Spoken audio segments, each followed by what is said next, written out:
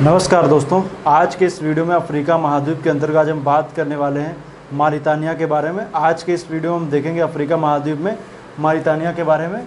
तो मैंने बताया था कि किसी भी देश को पढ़ने से पहले उसके आसपास की वाटर बॉडी को देखिए और किस देश से सीमा लगाता है उनके बारे में देखिए।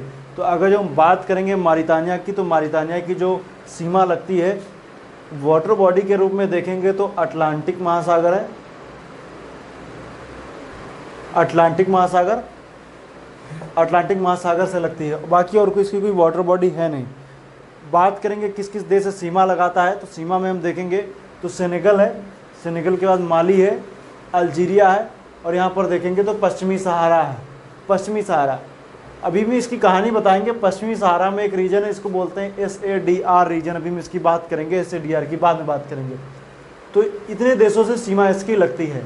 लेकिन अब इसमें बात करेंगे और कौन कौन सी भौगोलिक विशेषताएं हैं। तो उन भौगोलिक विशेषताओं में जब हम पर्वतों की बात करेंगे, पर्वतों के बाद हम बात करेंगे यहाँ के प्रमुख पठारों की, नदियों की और यहाँ के क्लाइमेट के बारे में हम चर्चा करेंगे। तो सबसे पहले जब हम देखेंगे तो यहाँ पे अगर जो हम पर्वतों की बात करेंगे तो यहाँ पर दो पर्वत दिखते हैं। एक है अदरार पठार, ये पर्वत की तरह ये पर्वत भी है यहाँ पे, अदरार पर्वत और पठार भी इसको कहते हैं। और दूसरा तगंत पर्वत, तगंत पर्वत। उसके बाद एक निचला एरिया, इसको बोलते हैं अकार डिप्रेशन। इसको भी आप ध्यान दे सकते हैं, अकार डिप्रेशन, तगंत पर्वत, अदरार पठार, इतना चीज़ याद रखिएगा। अब नदी की बात करेंगे तो यहाँ की एक फेमस एक नदी बहती है, इसको बोलते हैं सेनेगल नदी। और इसमें देखिए तो नीचे की तरफ आपको सेनेगल नाम से देश भी स्थित है। तो सेनेगल नदी इस यहाँ पर बहती है। आप ये देख रहे हैं रेड कलर का जो दिख रहा है, ये इसकी बाउंड्री लाइन, इसको बोलते हैं सेनेगल नदी। अब यहीं पर आप देखेंगे तो आपको दिखेगा इसकी राजधानी, इसको बोलते हैं नौकचोट बोला जाता है। इसकी राजधानी है नौकचोट।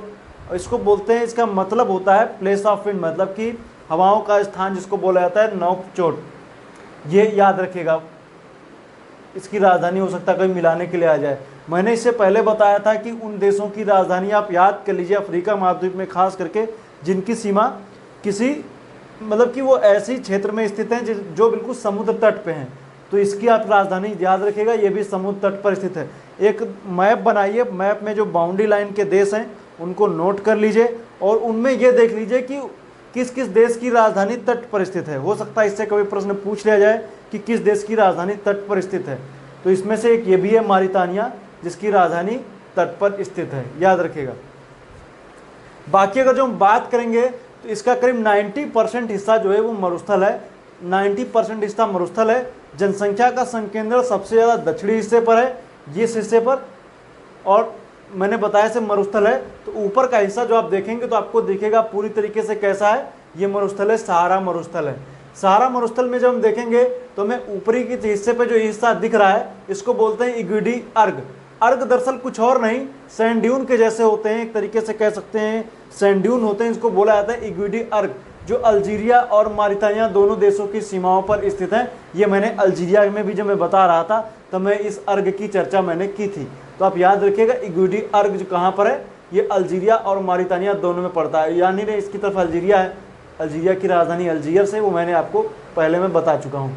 तो इसको आप याद रखिएगा इग्विडी अर्ग। ये एक सैंड ड्यून के जैसा होता है, सैंड ड्यून के जैसे रहने योग्य दशाएं नहीं होती हैं। यहाँ पर एक तरीके से सैंड ड्यून होते हैं, सैंड ड्यून जिनको हम लोग जैसे बरखान वगैरह ये सब पढ़ते हैं ना, तो उस तरीके, क्योंकि इनकी जो आकृति सैंड ड्यून की होती है वो पूरी तरीके से हवाओं पे डिपेंड होती है। जैसे यहाँ पर आप जान रहे हैं बहुत सी यहाँ पर पौने वगैरह चलती हैं जिनकी वजह से इन सैंड ड्यून की आकृति बदलती रहती है। तो इसी तरीके से ये इग्विडी अर्ग है। अर्ग का मतलब सैंड ड्यून के जैसे आकृतियाँ होती है। ये एक तरीके से याद रखिएगा। हो सकता है कई प्रश्न पूछ लिया जाए कि पौनों के द्वारा निर्मित आकृतियों में कौन कौन सी है, तो अर्ग भी पौनों के द्वारा निर्मित आकृति होती है, जो कहाँ बनती है, जो मरुस्थलीय क्षेत्रों में बनती है। यहीं पर आप देखेंगे तो एक जगह पड़ती है, इसको बोलते हैं आई ऑफ द सहारा। ये एक ऐसा गोलाकार क्षेत्र है जिसको आप सेटेलाइट इमेज में या इस तरीके से आप देखेंगे तो आपको एक आँख के जैसे दिखता है, इसलिए इसको बोला जाता है आई ऑफ द सहारा, याद रखेगा। अब आइए इसमें और कुछ खास चीज़ें देख लेते हैं। मारितानिया जो है वो स्थित है, इसको बोला जाता है हार्ट ऑफ हर्मटन, मतलब हर्मटन के हृदय में स्थित, उसके रीजन में स्थित होता है, इसलिए इसको मारितानिया को हार्ट ऑफ हर्मटन भी बोलते हैं। और हर्मटन को आप जान रहे हैं ड्राई सहारा विंड है, मतलब कि गर्म उष्ण जो है एक ये पवन है सहारा क्षेत्र में जो बहती है। हालांकि इसमें भी जो हम देखेंगे तो रीजन वाइज जब इसको डिवाइड करेंगे तो आप देखेंगे कि गिनी के तट पर नमी वाले क्षेत्र में बहती है, लेकिन सहारा के क्षेत्र में जब देखेंगे तो ये वाले क्षेत्र में तो पूरी तरीके से शुष्क पवन है, ड्राई विंड है। अब इसमें भी जब हम देखेंगे तो हमें चीज़ें देखने को मिलती हैं। ये जो हरमट्टन है, हरमट्टन को अगर जो आप देखेंगे तो अगर जो इसके क्षेत्र में आए, क्योंकि पूरी तरीके से शुष्क पवन है, बिल्कुल नमी इसमें नहीं रहती है, और अगर जो आप इसमें चले जाएंगे, खुले तरीके से आप चले जाएंगे तो आपके नाक से खून आना, स्किन बिल्कुल फट जाना, ये सब चीज़ें आपको आ सकती हैं। तो यहाँ के क्षेत्र के लिए हरमट्टन जो है काफ़ी खराब पवन मानी जाती है जो इस क्षेत्र में चलती है। हालांकि गिनी के क्षेत्र में नमी होने की वजह से वो वहाँ के लिए फ़ायदेमंद होती है, लेकिन यहाँ पर ये नहीं है। अब ऐसे यहीं से सूखी हुई पवन मान लीजिए गिनी के तट के क्षेत्र पर चली जाएगी तो वहाँ पे नमी खींच लेती है, क्योंकि गिनी का जो क्षेत्र है वो नमी वाला क्षेत्र है। इससे पहले मैंने बताया था ना, गिनी का क्षेत्र वो नमी वाला क्षेत्र है।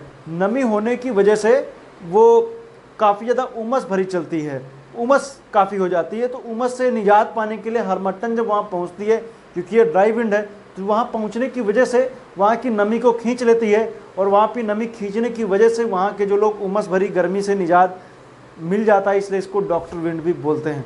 तो याद रखिएगा हरमट्टन को किस नाम से, डॉक्टर विंड के नाम से भी जाना जाता है। अभी आप देखिए इसे जुलाई अगस्त का महीना चलेगा, तो जुलाई अगस्त के महीने में काफ़ी ज़्यादा उमस भरी स्थिति आ जाएगी, अब कूलर वगैरह फेल हो जाएंगे। इस वजह से क्या होगा कि काफ़ी उमस भरी, क्योंकि होता क्या है कि हमारे शरीर से निकले वाला पसीना जो है वो वेपर नहीं बन पाता है, नमी इतनी ज़्यादा क्योंकि हवा में भी होती है। उसी तरीके से गिनी के पास में भी होता है, जब डॉक्टर विंड या ये जो हरमट्टन पहुँचती है तो वहाँ की नमी को खींच लेती है। ठीक है, तो ये हो गई बात। अब बात करते हैं SADR रीजन की, सहरावी अरब डेमोक्रेटिक रिपब्लिक। ये SADR रीजन है जो पश्चिमी सहारा का ही हिस्सा है। आप देख रहे हैं, ये मैंने डॉटेड लाइन यहाँ पर खींच रखी है, ये आप देख लीजिए। अब इसमें मैं बता दूं आपको, यहीं पर आप देखेंगे तो ये हिस्सा क्या है, पश्चिमी सहारा है। अब इसमें ये आखिर जब इसमें देखेंगे तो एक टाइम पे जब इतिहास में जाएंगे तो ये जो पश्चिमी सहारा था वो पूरा स्पेन के अंडर में था, और जो ये SADR का रेंज जो था एरिया, ये क्षेत्र किसके अधीन था, ये क्षेत्र अधीन था मारितानिया के। आगे चल करके स्पेन ने अपना रीजन छोड़ दिया। स्पेन ने जब अपना रीजन को छोड़ दिया, उसने बोला कि हम पश्चिमी सहारा को आज़ाद करें, छोड़ रहे हैं, लेकिन SADR का जो क्षेत्र था, मतलब कि जो ये मारितानिया के अधीन था, इन्होंने नहीं छोड़ा। आगे चल करके अलगाववाद की स्थिति बनी। SADR एक स्वतंत्र देश के रूप में उभरा, लेकिन हालांकि बहुत से देशों ने मान्यता नहीं दी, लेकिन ये अफ्रीकन यूनियन का ये हिस्सा है SADR। इसको आप याद रख सकते हैं, वैसे इंपॉर्टेंट नहीं है, लेकिन आप SADR का फुल फॉर्म हो सकता है कहीं पूछ ही ले, या विवाद की स्थिति किन एरिया में है, किन के बॉर्डर पे, तो पश्चिमी सहारा और यहाँ पर आप देखेंगे तो मारितानिया के बीच में SADR, सहरावी अरब डेमोक्रेटिक रिपब्लिक, याद रखिएगा। और यहाँ पर एक पवन भी चलती है, मतलब सॉरी, यहाँ पर एक जलधारा चलती है, उसको भी याद रखिएगा। यहाँ पर देखिए कनारी बोलते हैं उसको, ठंडी जलधारा है, आप याद रखिएगा, मैं लिखे दे रहा हूँ, कनारी ठंडी जलधारा है।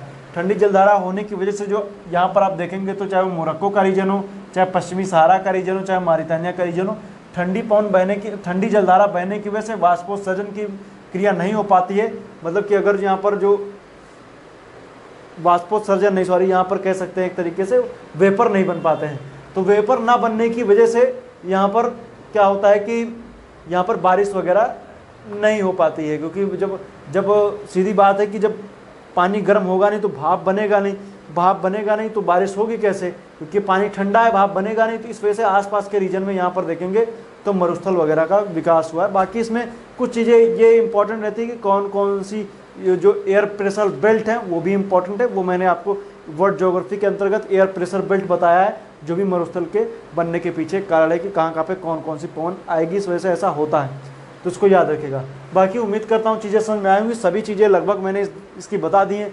नेक्स्ट जो देश होगा वो मैं बता दूँ, नेक्स्ट देश की हम चर्चा करेंगे जिसमें होगा सेनेगल की चर्चा करेंगे, और गाम्बिया की चर्चा करेंगे, और गिनी, 3 देशों की हम बात करेंगे।